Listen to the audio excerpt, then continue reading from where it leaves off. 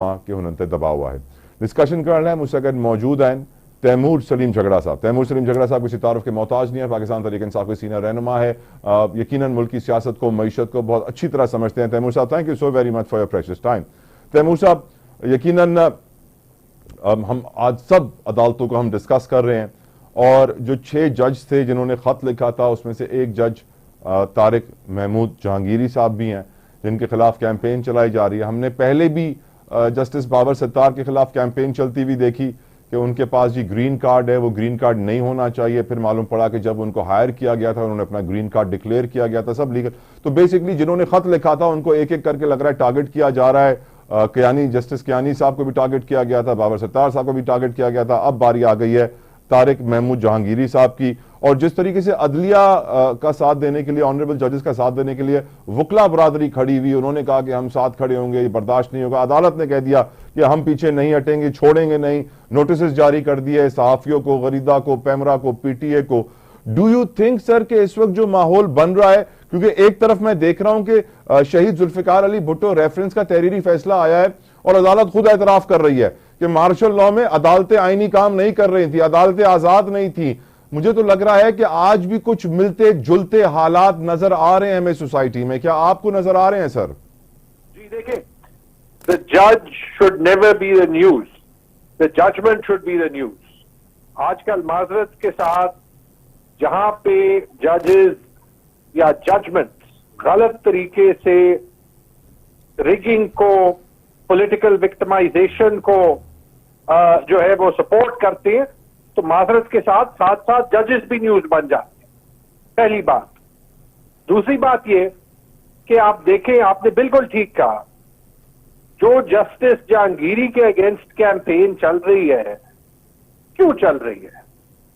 ये कोई महज इत्तेफाक है कि जस्टिस जहांगीरी जो है वो इस्लामाबाद के 3 हलकों के केसेस सुन रहे हैं और शायद वो उन चंद जजेस में से हैं जो सिर्फ ये कोशिश कर रहे हैं कि जो कानून का तकाजा है कि 6 महीने के अंदर इलेक्शन पिटिशंस का फैसला हो कि वो फॉलो हो। उसके अगेंस्ट जो है वो एक पूरा ऑर्डिनेंस बन गया। जब इलेक्शन कमीशन ने उनसे ये 3 केसेस लेने की कोशिश की तो उन्होंने ये कहा कि he is moving too fast, यानी कि इंसाफ वो ज्यादा तेज दे रहे हैं। और क्या आप अगर इस पे सोचें, जहांगीरी साहब अगर इस्लामाबाद हाई कोर्ट के जज हैं तो 50 साल से ज्यादा की उनकी उम्र होगी ना, ठीक है, कम से कम 50 साल की उम्र होगी। करेक्ट। तो ये 30 साल किसी को उनकी डिग्री याद नहीं आई। वो लॉयर क्वालिफाई हुए, उन्होंने वकालत की, वो जज बने। एकदम से जिस दिन वो ट्रिब्यूनल के केसेस सुन रहे हैं जिनसे पूरे पाकिस्तान की रिगिंग एक्सपोज हो सकती है, तो याद आ गई। अच्छा, ये भी याद रखें, मैं सिर्फ ये देखें कि ये पहले जज नहीं है जिनके अगेंस्ट कैंपेन चल रही है। बाबर सत्तार के अगेंस्ट चली, हसन औरंगजेब के अगेंस्ट चली। उन्होंने जब इमरान खान की बेल का फैसला दिया और उनको जोड़ा गया पीटीआई के साथ, क्योंकि उनकी उम्र अयूब साहब के साथ एक रिश्तेदारी है। लेकिन ये हम भूल गए कि उन्होंने कितने फैसले पीटीआई के खिलाफ किए, और ये भी भूल गए कि जो उनकी फैमिली है, वली ऑफ फवाद की फैमिली, उनकी तारीखी तौर पे थ्रू आउट वाबस्तगी पीएमएलएन से रही है।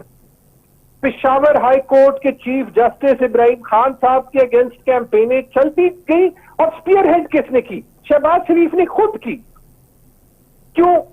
क्योंकि वो आखिरी साल के अंधेरे में जो है वो बेल का प्रोसेस फॉलो कर रहे थे, इंडिपेंडेंट माइंडेड जज थे।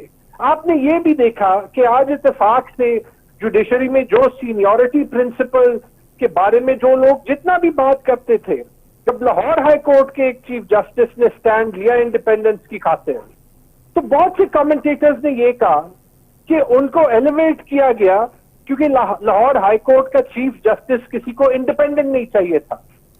अब इस सब का कंक्लूजन क्या है? याद रखें कि हम जो है हुकूमत वक्त जो है उसके इदारे जो है अपनी शॉर्ट टर्म फायदे के लिए तो ये सारी मैनिपुलेशन कर सकते हैं, और पाकिस्तान की तारीख जो है वो भरी पड़ी है ऐसे मिसालों से। लेकिन इसका नुकसान पाकिस्तान को जितना होता है ना, वो हालत आज हम पाकिस्तान में देख सकते हैं। पिछले 2 साल में जो प्रेशर्स जुडिशरी पे पड़े, पुलिस पे पड़े, ब्यूरोक्रेसी पे पड़े, पार्लियामेंट पे पड़े, कितने इदारे आप पाकिस्तान के कमजोर करना चाहते हैं? क्या कोई एक इदारा अकेला जो है वो एक पूरे मुल्क को चला सकता है? फिर हम कहेंगे यहां पे इन्वेस्टमेंट नहीं आती, फिर हम कहेंगे कि पाकिस्तान को कोई सीरियसली नहीं लेता।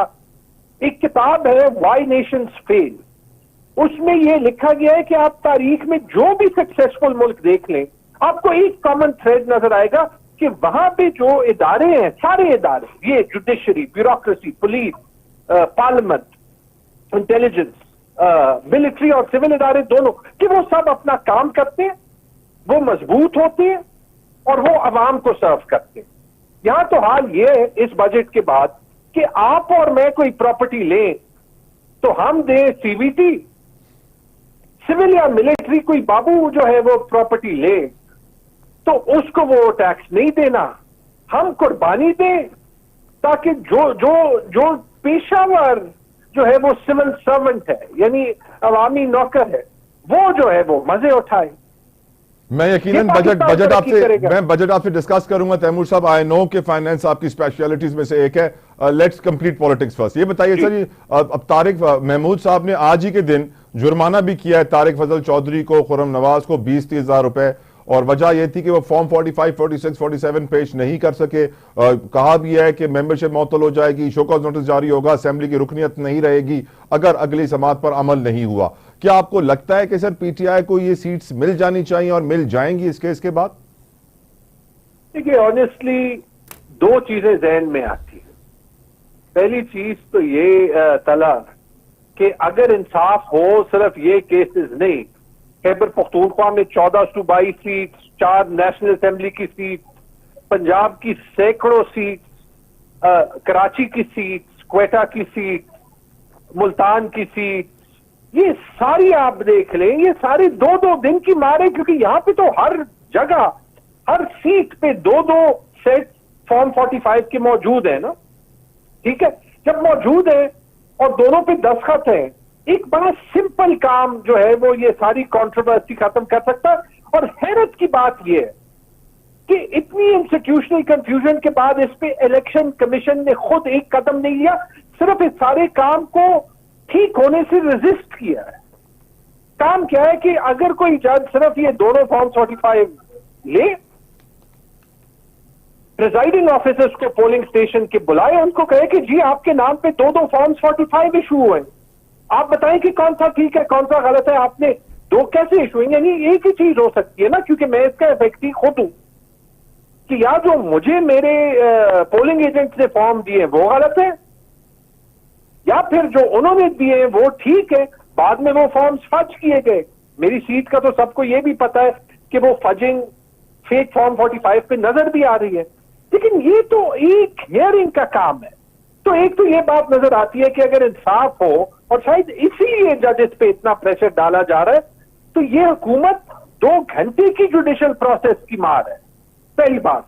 दूसरी बात ये भी नजर आता है, देखिए अफसोस से ये कहना और देखना पड़ता है कि अगर इलेक्शन कमीशन के एक्शंस आप देख लें, अगर हुकूमत के एक्शंस आप देख लें, इन्हीं इस्लामाबाद के 3 MNAs के एक्शंस देख लें जिन्होंने कोशिश की जज पे अदम एतमाद उठाने की, जब वो खुद फॉर्म्स 45 जमा करने के लिए तैयार नहीं है, कि पता नहीं हुकूमत क्या क्या करने के लिए तैयार है। हमने पूरा एक ऑर्डिनेंस तो देख लिया कि वो इलेक्शन कमीशन को इख्तियार दे कि अपने मर्जी के रिटायर्ड जज जो है वो इन ट्रिब्यूनल्स पे लगा सके। क्यों हम पाकिस्तान को मजाक बनाना चाहते हैं और क्यों हम जो है वो इतना लॉन्ग टर्म नुकसान जो है वो पहुंचाना चाहते हैं कि हमारे बच्चे जब बड़े होंगे वो ये कहेंगे कि आप लोगों ने पाकिस्तान का क्या बनाया। यकीनन आज हम यकीनन ये भी डिस्कस कर ही रहते प्रोग्राम के आगाज में, भुट्टो रेफरेंस का तहरीरी फैसला आया है, तो आज भी मुझे बहुत सारी चीजें वैसी ही नजर आ रही हैं जैसी उस दौर में थी। फॉर एग्जाम्पल आज सर सिविलियंस का मिलिट्री कोर्ट में ट्रायल के खिलाफ सुप्रीम कोर्ट में समाअत हुई और यही कंप्लेंट्स की सबने कि मिलने भी नहीं दिया जा रहा।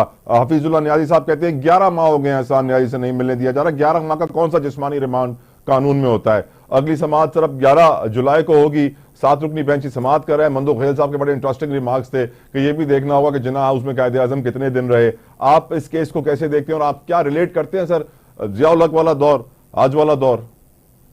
बहुत सी गलतियां हुई है। देखें, देयर आर टाइम्स जहां पे एक सिविलियन फसाड होता है और अथॉरिटेरियन रूल होता है, और देयर आर टाइम्स जब जो है वो अथॉरिटेरियन रूल किसी भी तरीके में खुद से हो जाता है। वो अथॉरिटेरियन रूल, वो डिक्टेटरशिप हमने सिविल भी देखी है, मिलिट्री भी देखी है। 4 तो मिलिट्री